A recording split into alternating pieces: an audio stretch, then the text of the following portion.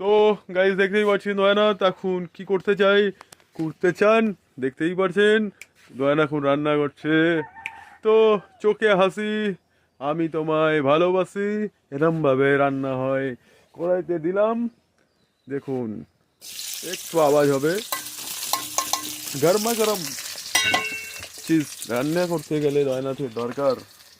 কারো বিয়েতে রান্না করার হলে আমাকে বলবেন, কষিয়ে কষিয়ে যা রাঁধতে বলবেন তাই, কষিয়ে যা রান্না বলবেন তাই। দেখুন কষিয়ে রান্না, যাই রান্না করতে বলবেন তাই রান্না করে দেবো আপনাদেরকে। শুধু নামটা মনে রাখবেন, দয়ানাথ।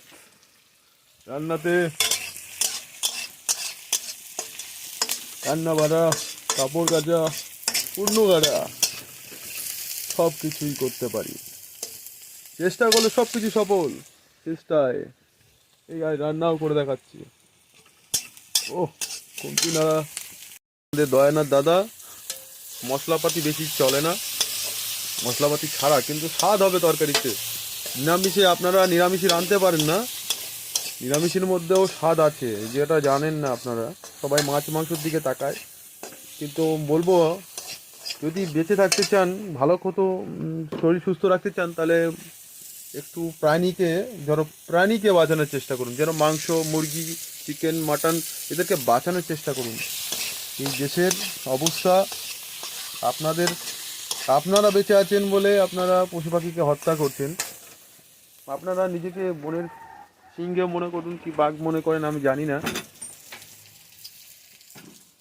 আপনারা কি মনে করেন নিজেকে, যে ছোট ছোট প্রাণীগুলোকে হত্যা করে খাচ্ছেন। সব থেকে দেখবেন নিরামিষই খেয়ে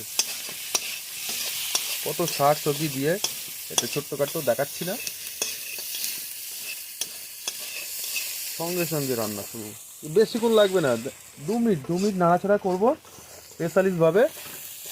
দেওয়ার পরে জল দিয়ে দেবো, দিয়ে ঢাকা দিলে 5 মিনিট পরে নামিয়ে দেবো। আপনারা কী কী জানেন এইসব রান্নাবান্না, যদি জানেন সব শেখাতে মানুষকে। আপনারা কোনোদিন তেঁতুলের সবজি কখনো রান্না করেননি? এই তেঁতুল দেখতে পাচ্ছেন, তেঁতুলের সবজি আপনারা কখনো রান্না করেননি। আপনারা রান্না করেছেন অনেক কিছু, কিন্তু তেঁতুলের সবজি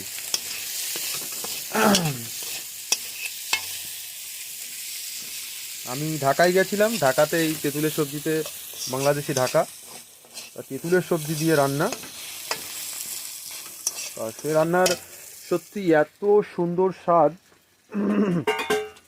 যেটা আপনাদেরকে বলে বোঝাতে পারবো না। তেঁতুল, চারা মাছ, চারা পুঁটি,